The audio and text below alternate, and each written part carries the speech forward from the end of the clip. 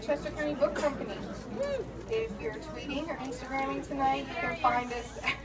Hello, welcome to Chester County Book Company. Is that better?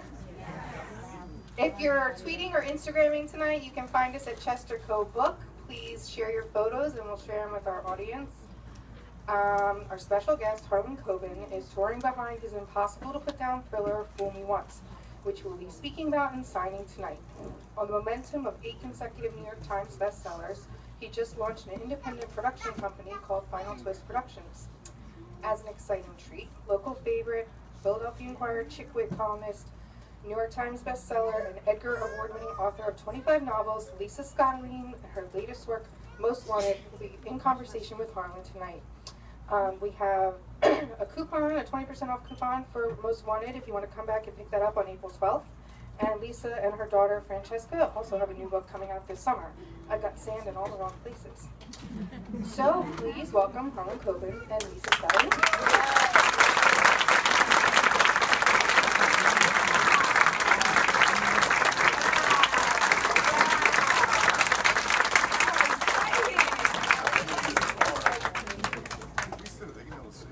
Wow, you're tall, so they Well, everybody, I wanted to speak first because you know that's how I am. But first to say thank you for being here. You guys are amazing, and you are in for an amazing treat. I am going to tell you, because you know that I've been coming here since forever, that there's nothing that gets me out of my house except for a man. I love books as much as you do. You are in for a treat, Harlan, because these are people who really. I didn't fart. It was the table. But I feel sure that it was the table. These are people that really love books. And so just speaking to you as somebody who lives down the street and really loves books, you're meeting my favorite author. It's as simple as that. I love Harlan personally, who I've known for 25 years, but I really love his books. They're twisty, they're turny, they're about family, they're about mystery, they're all the things I think you guys would love. You probably know that already, but I just wanted you to know from me that there's nobody better, and now you're going to find out there's nobody nicer. Everybody, let's give a big Chester County welcome to Harlan Coben!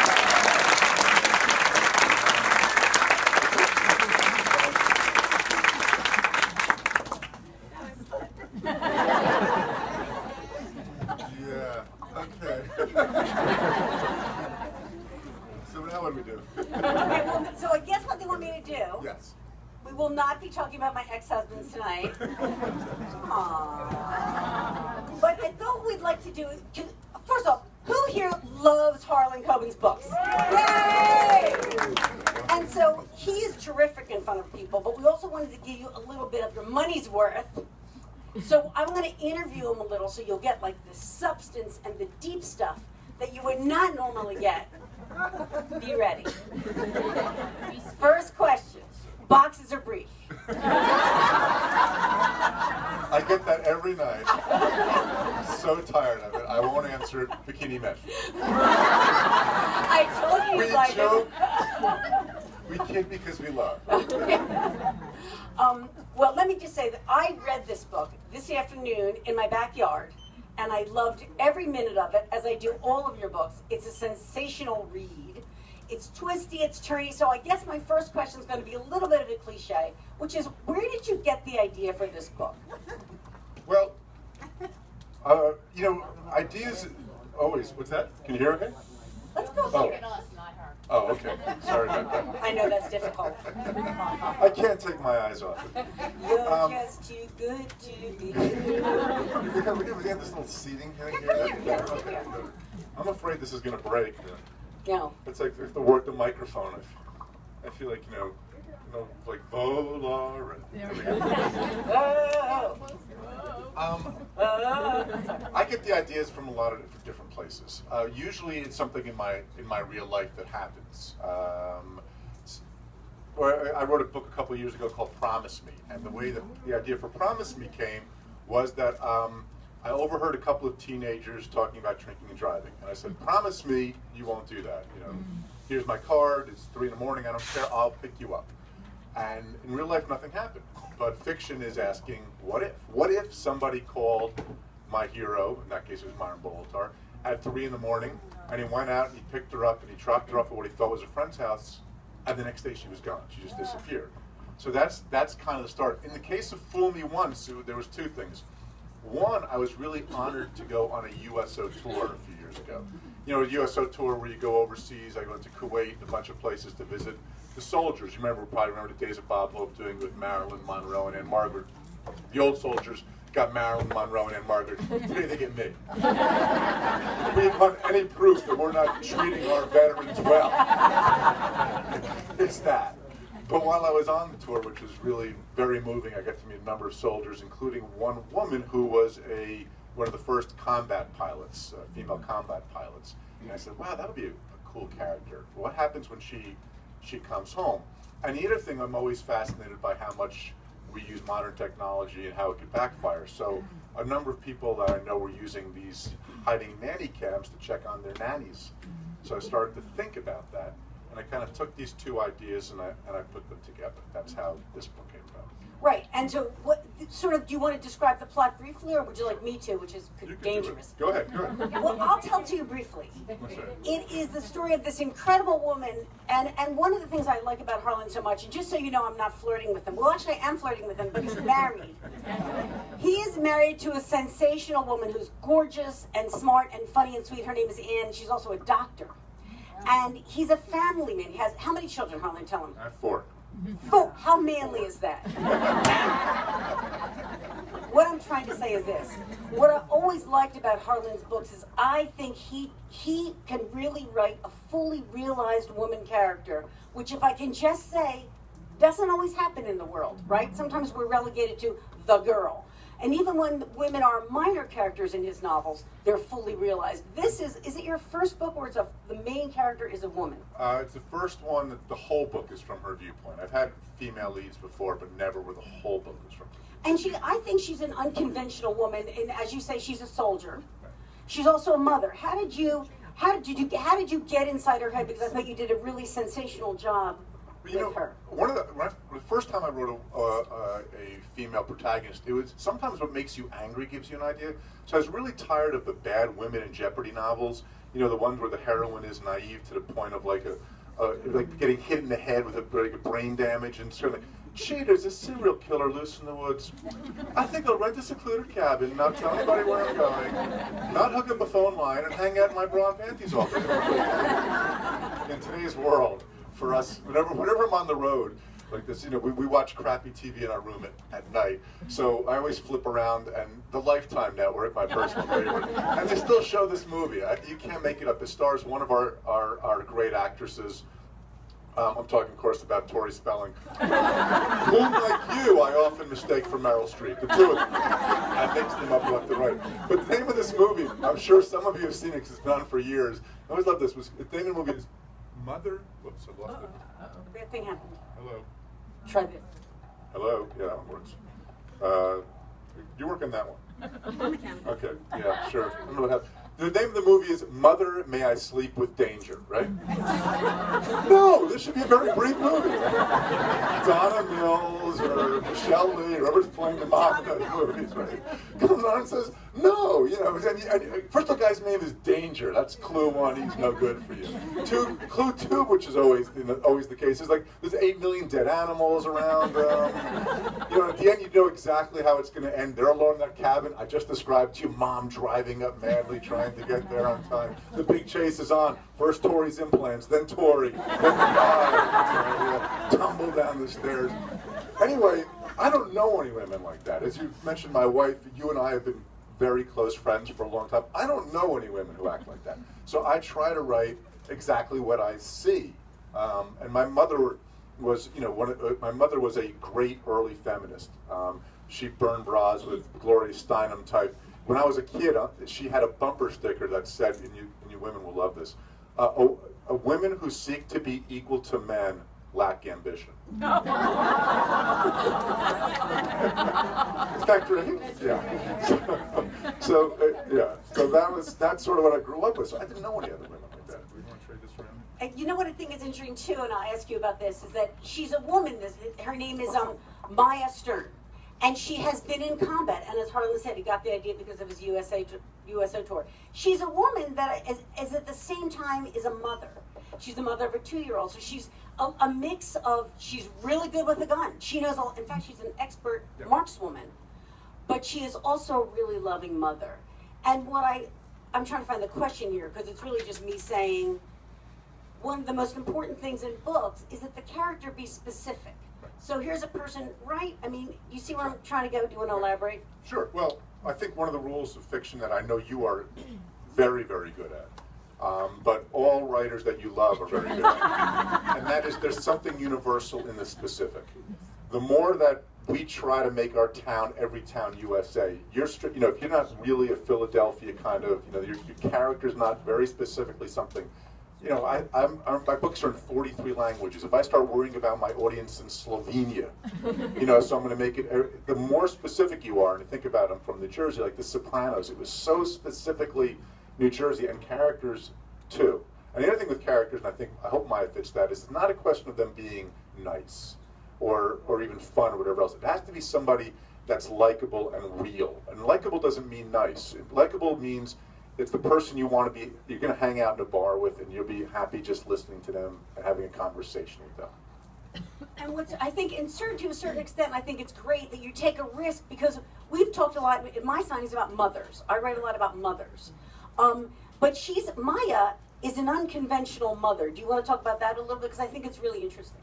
Well, she's not very maternal in the classic sense. I've had a lot of characters. As Lisa pointed out, I write about family. I write about it all the time. It's corny sometimes that I get overly corny about family. The Myron Bolitar series with his parents, which I lost my parents at a young age, so I get very corny about that. And she's not classically maternal, and she's willing to admit, like when she's playing on the ground with her 2-year-old kid, after 10 minutes, it's kind of boring, Mothers don't necessarily admit that, but we all think that, right? So I wanted her to be a little more detached, a little more distant. She's a soldier, and she can't help. She's also suffering from post-traumatic stress disorder. So all of that plays into who she is and what she is. Right, but at the same time, and unfortunately I can't find the passage where you say, I think it's very interesting because you're a past president of Mystery Writers of America, as am I. We both think that we write family stories, but they're about mystery as well. And what's interesting about what he does in this book is that he says, I love this passage, because even though she has all these things about her, and the book is very twisty, and there's crime out the wazoo, which we'll get to in a minute, sometime around 11 o'clock at this rate, that he has in this very sort of unmaternal mom, I think something that I think every parent has felt, because he says she looked at her child and it was like, pow. There's a moment when sometimes you look at your kid, you want to go talk about that? Where you look at your kid and go, wow, like everything else goes into the background and you just love your kid. And I think that, now, but what's remarkable about that is you don't really read a lot of that in mysteries, do you? You're not going to see that in a lot of thrillers. And that's what I think, you've even said it once, that I think we're living in the golden age of mysteries and thrillers. All of that stuff is emotive and important, and it's, if you're going to write a novel, it should be about how much, it can be about the depth of human emotion. At the same time, it's a scary good read. Fair enough? Fair enough. Do you agree with me or not, goddammit? Sorry. I would say it, yes. I agree with 100%. No, I agree with 100%. And that's one of the things I think is really great about the book. So what is the plot? Another thing that Harlan is really wonderful at is plot. Plot matters, right? I'm not one of these people. I get a little bored with a lot of books. Like, when is something going to happen? Look, people, you guys are so nice readers. You'll have readers. Someone will be carrying a book and I go, did you like that book? I secretly hated that book. Because it took me after 3 pages, nothing was happening. And some kind reader will say, well, at about page 76, it gets really good. I was like, really? Because you should fire that writer. Because that writer is not performing well enough for you. Because you deserve something to happen. Here's what happens in Harlan's book right away. Here is Maya. She's home. She has the nanny cam, right, to look at her kid. No, it's not giving anything away. There's tons of spoilers. I'm not going to give any of them away, including the ending, which you will not guess in a million years. I recently reread it and I got it wrong. when the novel opens, Maya's husband has just been murdered right in front of her. And she is recovering. And when she's away, she looks on the nanny cam. And what does she see on the nanny cam but her 2-year-old daughter with her husband? Dun, dun, dun, dun, dun, dun, dun, right? How do you get, like, where did you get a plot idea like that? Did that what if come from a place, or where'd that come from? Well, I'm looking at I'm thinking about the nanny cams and just thinking, I think all day long, what if? I mean, that's really, and then I start putting weird things together. The example I'd like to give is the book Tell No One, because that's sort of how I can do so. Thank you. Like I'm pulling up my golden oldies. That's right. That's right. I'm not going to sing my way. Thank you. My album from 1947. But because Tell No One's the best example, I think. It's kind of cute about like how you come up with an idea. But Tell No One's the best example I can give, because it really is how it sort of works. Because when we're writing a book, it never comes with a like that. It never comes with a quick cry of eureka. It's more like your mind is wandering. And it's sort of like, have you ever had one of those nights you can't fall asleep, and because all of a sudden you're thinking something stupid like, what's the name of the dog on Petticoat Junction? What the hell's it? Is it right? What's the name of the dog? And you're just like, why am I thinking of something so idiotic? And you try to trace your thoughts back, and you actually started thinking about how come Burger King doesn't serve Mountain Dew. You know what I mean? Like the brain just sort of jumps. And so I did Tell No One. The idea for Tell No One came to me in 2 different directions. And some of this I shouldn't really reveal, but I'm going to. One is, this is what I mean by anything can stimulate an idea. I was watching a really bad romance movie on TV. I won't mention the name of the movie, Message in a Bottle. And I love Nicholas Sparks, a good friend of mine. We love Nick, but that movie. Anyway, what struck me about that movie was, it was that story, this is sort of fits into your ex-husband thing, where the wife dies, right? The man loses his wife, and he can't go on until a hot babe walks by, and then he's fine. Have you noticed that in these movies, right? All of a sudden, Robin Wright, or in that case, or Angelina Jolie, walks by, and all of a sudden the guy's perky again. So I asked myself in those moments I get serious, the what if? What if the man lost his soulmate and couldn't recover? What about that guy? Suppose the guy lost his wife and couldn't recover. So you have this part of the idea, and it's over here. The second part of the idea, to be somewhat serious, I lost my parents at a young age, a fairly young age. They're young for them. They were 59 and 60. And I miss them greatly. And those who read the Myron Bolitar books, if my parents had survived, what I imagine my relationship with them would have been. I know I overwrite them. I know I get too sentimental. Tough. Just skip them if you don't like it. My therapy. So one day I'm on a computer, and I'm looking at one of those street cams. And I start to think, wouldn't it be great if my parents could have met my children, at that time at 3, the same thing you would think, right? Wouldn't it be great if your parents were alive, or someone you loved, a grandparent or whoever was alive? And I started to think, well, what if right now on this street cam, I just saw my parents walk by? And I took these 2 ideas and I mashed them together. Man and a woman happily married. The wife is murdered, 8 years pass, he can't get over her death, he gets an email, he clicks a hyperlink, he sees a webcam, and his dead wife walks by. And then in this case, what I wanted to do was take that similar kind of concept, but then turn it completely on its head. So you kind of think you know where the direction this book is going to go, because you read Tell No One, you think you're very clever, and then boom, I wanted to take it away from you, because it's been 16 years since I wrote that book. Right, and you do. I mean, there's so many twists in that book, and the character moves around. She's very strong. She investigates things. She even goes to a place called Bryn Mawr, Pennsylvania.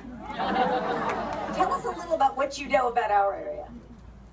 I'm just making it up. No. That's pretty good. Those who don't know, and he was going to be here tonight.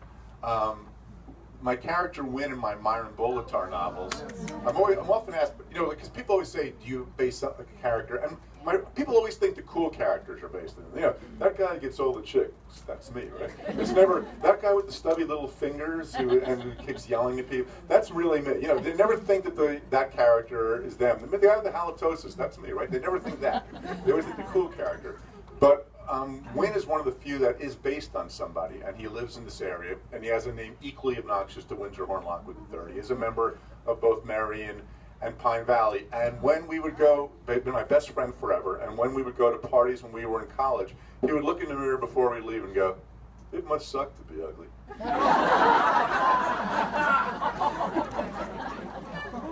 So anyway, he lives in this area still, and he gives me quite a view of because he has that, it still has that name of this area, and I visit him a lot. So I often place things in this area. Yeah, and I think you really did a great job on the main line, which is deserves it. So, but interestingly, the other aspect of this novel is it's about a marriage too. And for a guy who's famously happily married, this is a marriage that's a little bit different. Do you draw on your own marriage, or how do you deal with that? Asking for your wife. Yeah, this is a question you can't really answer without getting in some sort of trouble, can you? Everything's perfect. Everything's just perfect at all.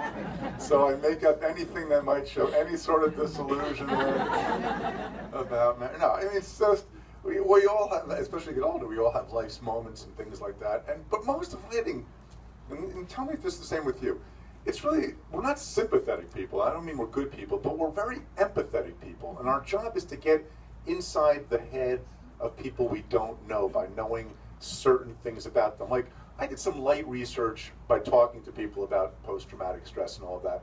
But then I got into the person's head and imagined what it would be if I were there. That's what we have to do. So I have to imagine I'm all of these people. And I love to take sides that I don't necessarily agree with or believe.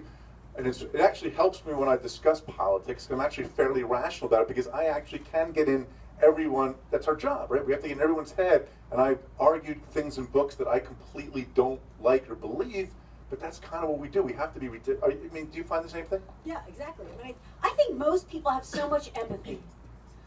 This is people not in the political process, evidently. But, you know, people especially, I think, actually, if you ask me, I think reading is an exercise in empathy. I think people who read more are more empathetic because you're spending like a 400, Ann Beattie says in novels, Unified Conscience, you're spending time in someone else's consciousness.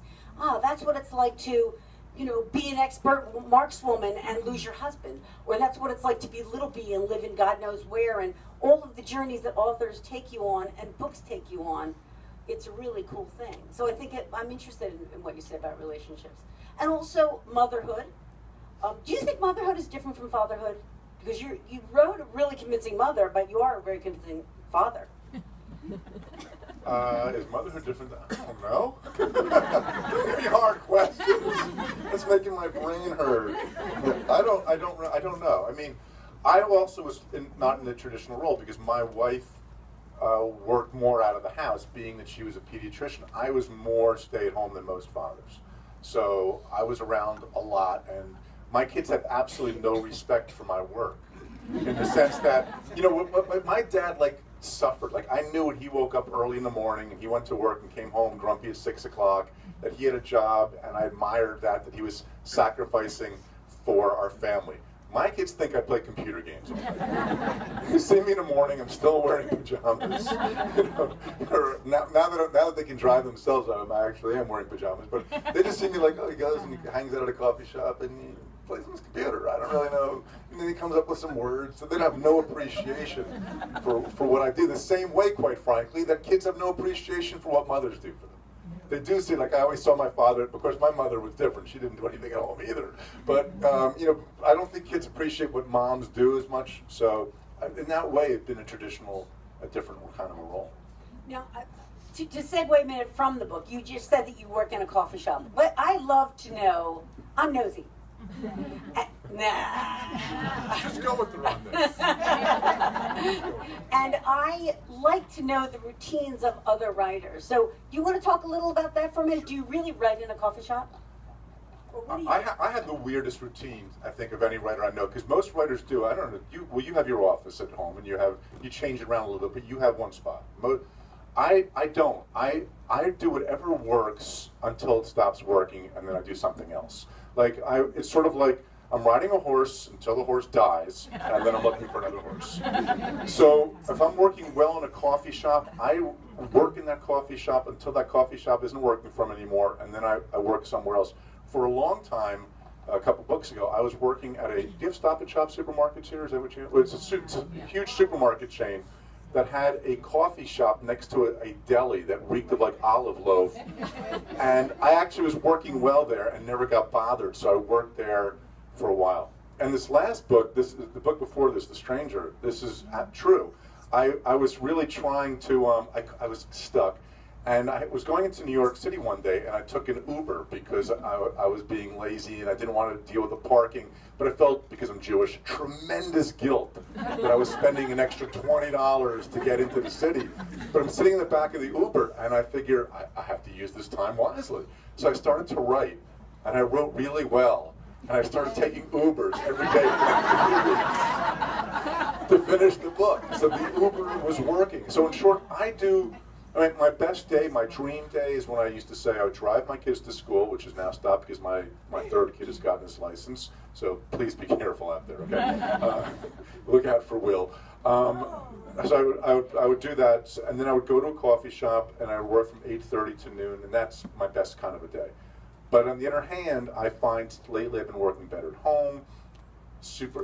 Now the coffee shops around me, there's too many people who know who I am. And I don't mind when they come up and say, I like your book, but instead they're like afraid to do that. So they stare at me like I'm an animal in a zoo. But unless I meet their eye, then they turn away. So just come over and say hi, just please. So I get distracted more when I'm out. How about you? How do you do? I sit in my house in Chester County, that's all I do. Wait, this is about you. I'm interested about this, like the olive loaf. I'm thinking, how do you do with noise? Like, do you screen out the noise? How does that work? I find a little white noise works for me. If it's really noisy, I'll put headphones on. I'll put one of those Bose ear thingies on. And sometimes I'll listen to just sound. Sometimes I do want to hear music when I'm writing, but a little white noise makes me focus harder. So I can write any place. If I have a delayed flight, I'm almost like, yes! I'm the only one who feels that way. I know in the entire country, because then I will just find a little spot and I will actually just write. I like long airplane flights when I'm going over to Europe. Well, going over, I sleep. Coming back, I'm wide awake. And I actually will, anytime you give me any time alone, I really want to try to write. And I'm curious about this because I really think there's so much about writing that's behavioral. I do 2,000 words a day at least. Do you have a word count or anything like that? No, it's just so funny because that's why I want you to answer these questions too, because I did this with Lee Child last night. He does it very differently than I do it also, and differently from you.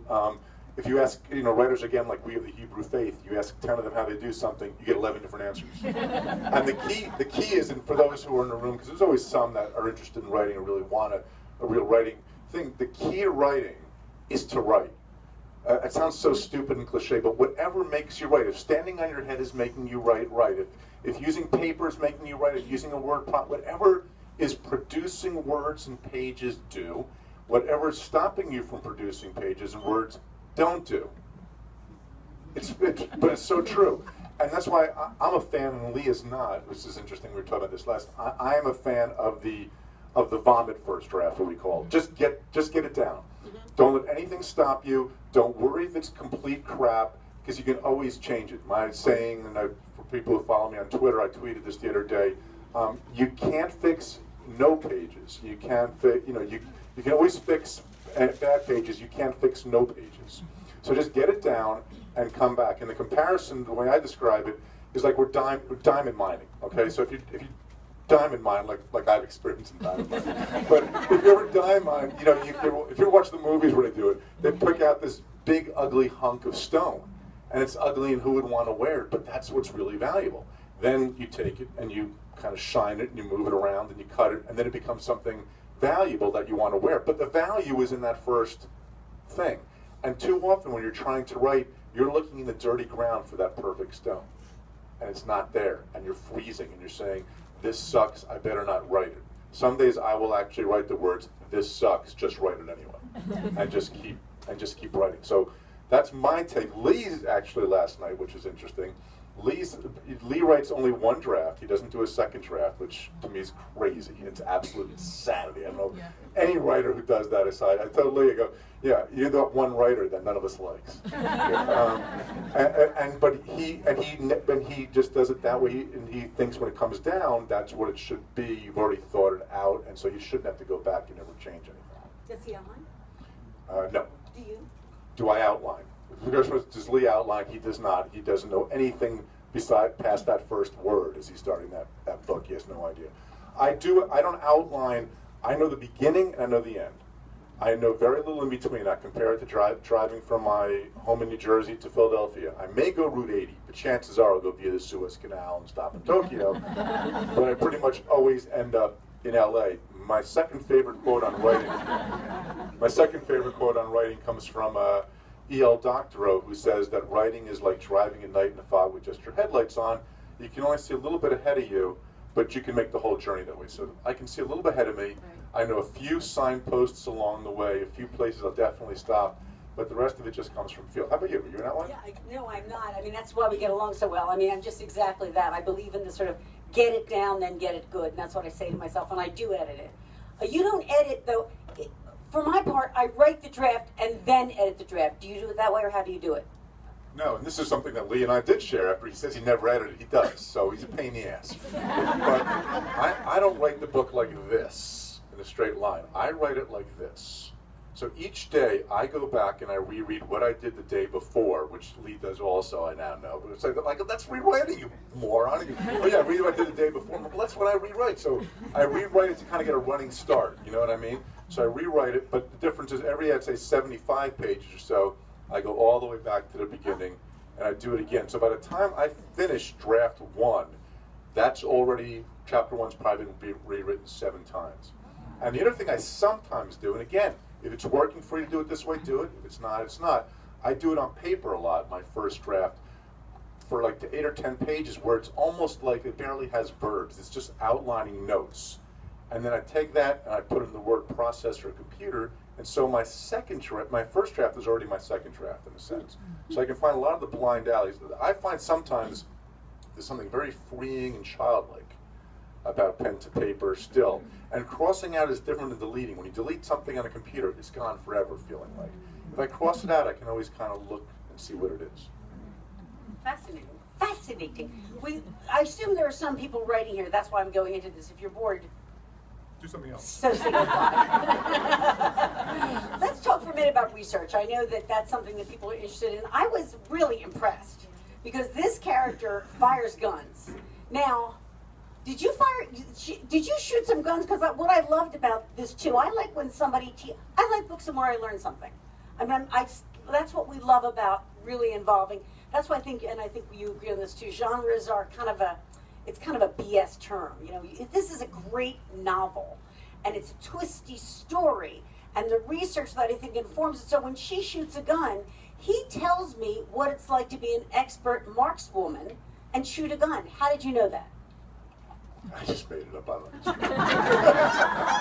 No, well, first, let me give you 2 answers on this. One is also advice for the writers out there. My advice in terms of research, and maybe Lisa will agree with me, maybe not, but I'm usually the only writer who suggests this. If you're writing a novel right now, do absolutely no research. Just write the damn novel. And I'm going to defend this position. Okay. First of all, research is much more fun than writing. So it's always like, I'm going to write a scene on 5th Avenue in New York. Oh, but first I have to go and smell the hot dog stands and watch the girls walk by. No, you've been there, or you know it, or you can Google Earth it. Write it now. Worry about the exact research later on. Don't let anything, research is an excuse not to write, and it's a great excuse not to write. Second reason is, have you ever read that book where the author has obviously done a lot of research, so he keeps slowing it down by throwing a lot of cute factoids in? That's not a problem with me because I don't know anything. I don't know anything at all. I like to find a little gist. I always do it by talking to somebody. I rarely will read on it. So, for example, the gun, I have a friend who just opened up this gigantic gun range in New Jersey with an area that's called, they call it jokingly, but they call it a country club, where guys like hang out instead of playing golf. They like to shoot guns.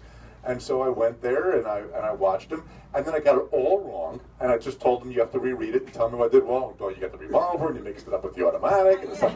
Because you gun nuts, when it comes to that, everyone's a gun nut. Like, you get anything wrong on a gun, you will get 8 million emails. And while I appreciate all of the emails that I get, some of them, I put one on, if you go on my Twitter page also a week or 2 ago, where somebody was all over me for calling it a styrofoam cup. It's a polyurethane EPS cup. Or something, literally, it was something, right, get all these things wrong. People, love, I appreciate all of your emails. It's why I often use, people say I use an actual fictional town, because if I use, like, let's say I grew up in Livingston, New Jersey, if I actually use Livingston, New Jersey, the Kinko's isn't on Livingston Avenue, it's on North Maple Avenue. How the hell could you get that wrong? You know, all of those sort of things, so I always make it a little bit fictional town, because I love all of you. But some of you are a little anal, which is a polite word for what you are. Not here. Not here. I'm talking about the people who send this. You know, and to segue a minute, because what's cool about Harlan is you write.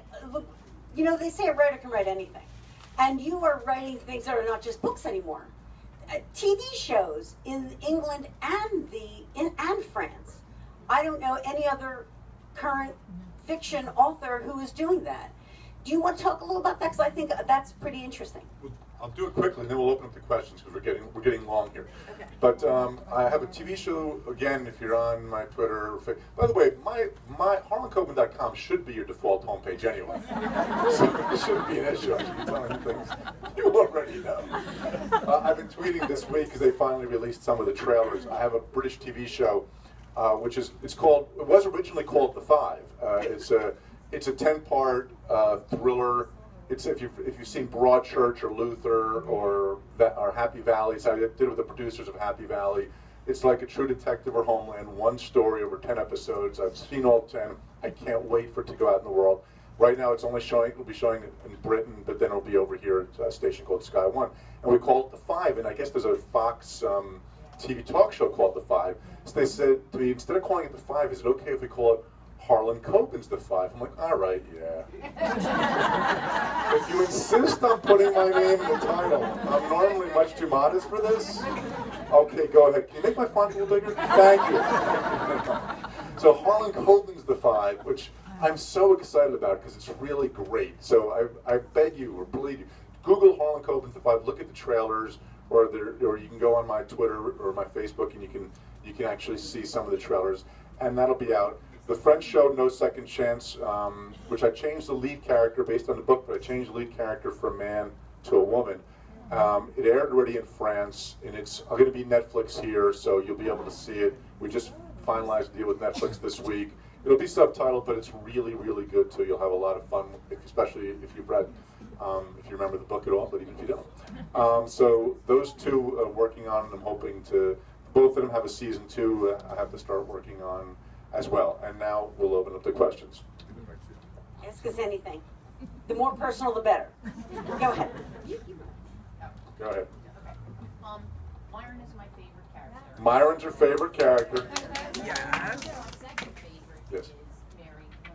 Oh. Mary Nunzio is her second favorite. Second favorite. But anyway. How much do you like Mary D'Annunzio? But what I was going to say is the similarity between the two that I like is their relationship with their parents. Myron with his, Mary with hers, how they're so close-knit. And the scene in Long Lost. Can you hear her? I'm hoping they think it's fun. Oh, the scene in Long Lost when his dad comes to him at the end, and I really haven't forgiven you for hurting Myron like that, but I wrote you an email about that.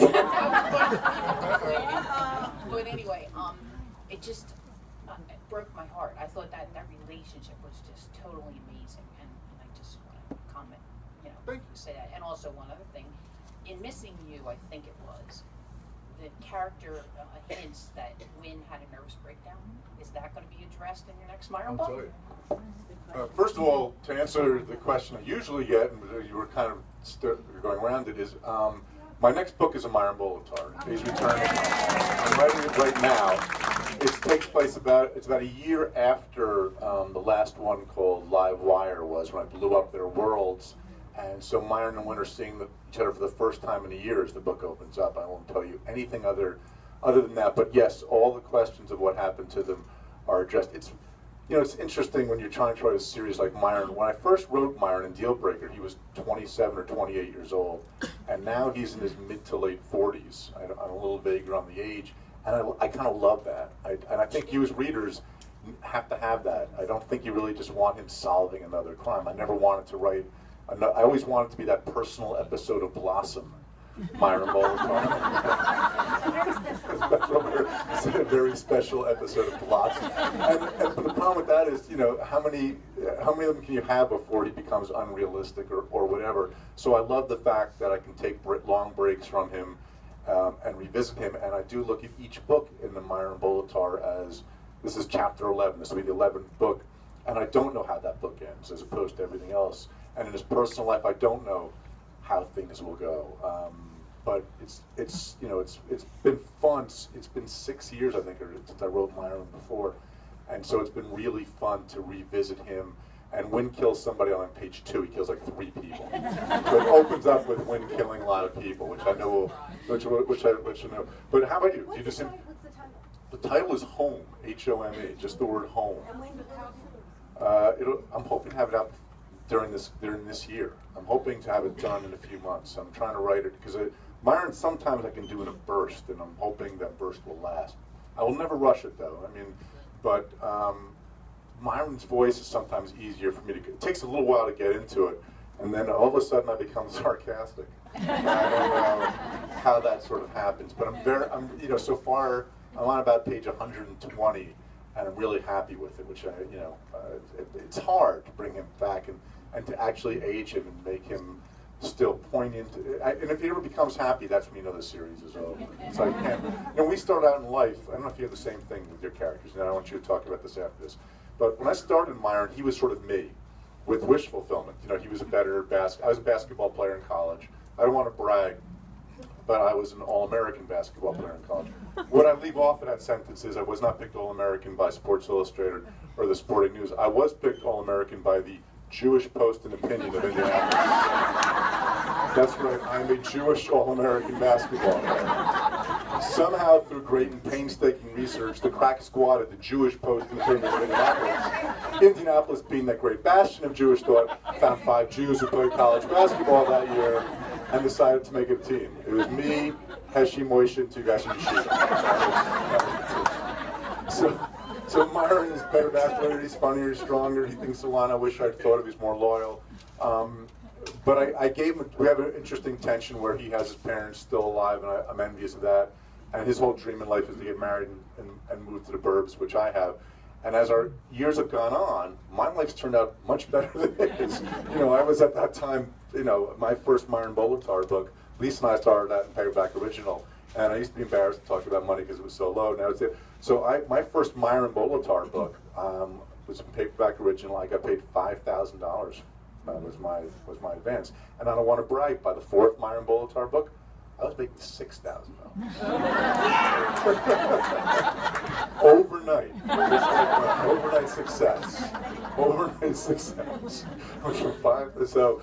My point in that also for you writers is it's not supposed to happen overnight. Right. Only in today's world do I get emails from people saying, you know, I've written 2 books, they were self-published, why aren't I selling like Patterson? You know, it took my first New York Times bestseller was my 10th novel. Delma was my 10th novel, and you're pretty much the same. But I wanted to ask you the same kind of thing. Do you have that same issue? It's an interesting question. I think, you know, the series, I love to write the series. And they become more, and as Myron is, and you know, the drama with his family, I'd love to know what's going on with Mary. I love, you know, Corrupted, Benny fell in love. That was a big deal in my life. Never mind that Benny's not real, the guy she fell in love with. The sex was, as you know, I write from memory. But, you know, now I'm writing a Mary book. Actually, I have Most Wanted coming out like in April. So that's the standalone, but the series I'm right now going to finish next week. In fact, I have to, March 30th. It's a Mary book. Mary, is she going to get married? Is she not? I'm getting a little excited. I read Brides magazine. I go, Lisa, you're 60. Okay, you need to get over it. But I think Harlan makes a great point. You know, gee, I never thought about how does my life compare to hers. For me, though, it's a little wish fulfillment. I feel all that happiness, believe it or not, of young love and optimism and hope. And I'm joining Tinder, man. I feel it. So we're lucky. But do you know what's good?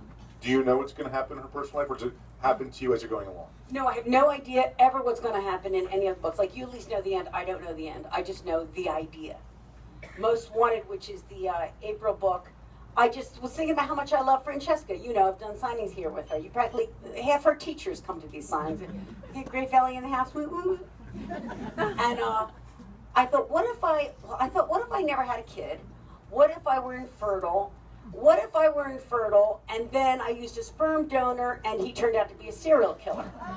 That's the plot of Most Wanted. Get Most Wanted. And it's sort of funny because Harlan and I both, and that's what the cool thing, and for people who are writing, I do want to emphasize something he said, which is we've known each other so long because we started out together 30 years ago. I was 6. And I was 30 pounds less. Do you believe that? Don't.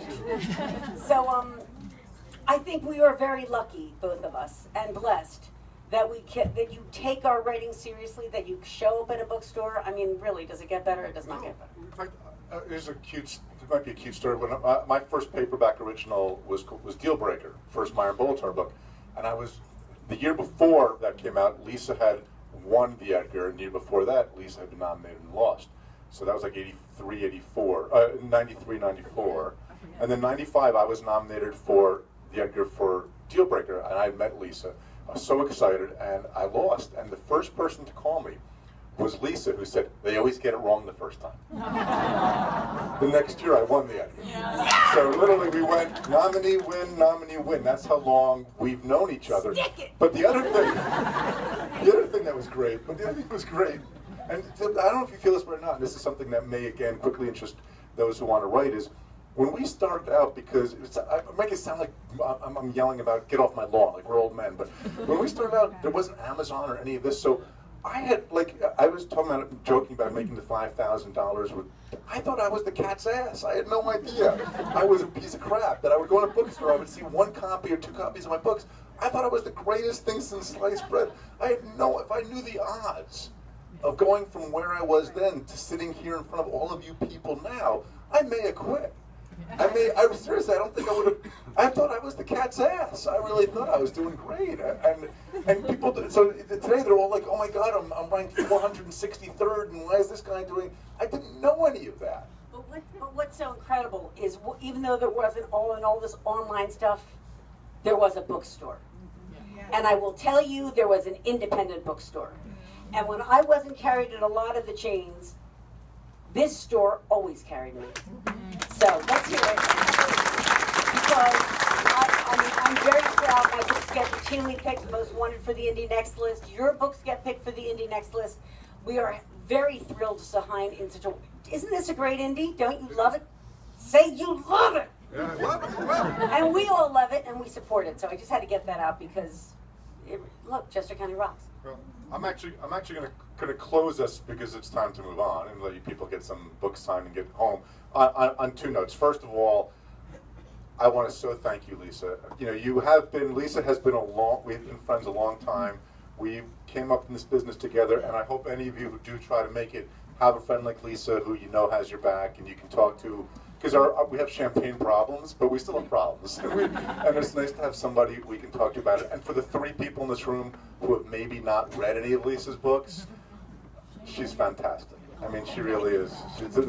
And my favorite part of your books, besides the fact that they have all the things you were saying, twisty and very funny, is there is a warmth, and that you feel like you are part of whatever family she's writing about at that time, be it her columns or be it the books. You do feel, you know, she's a warm person. This is not an act. This is how she is normally. It sometimes can be tiresome, let me tell you. We were at her house before. She's running around the house. The dogs are barking all over the place. Yeah. That warmth is always there. So please, if you haven't, you're going to love them. And the second thing to reiterate, stores like this are so rare.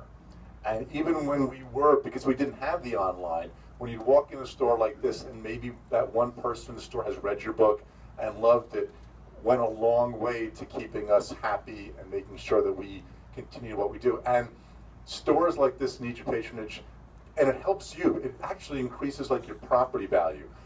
Communities that have a good independent bookstore, definitely people want to live there. They're community centers. They're just important to have. So I urge you, especially one that's this good, which there's not many left. You know, I'm on a book tour this country. There's not many of these kind of stores left. So I urge you to keep doing it. And thank you very much. And let's sign books. Thank you guys. Thank you.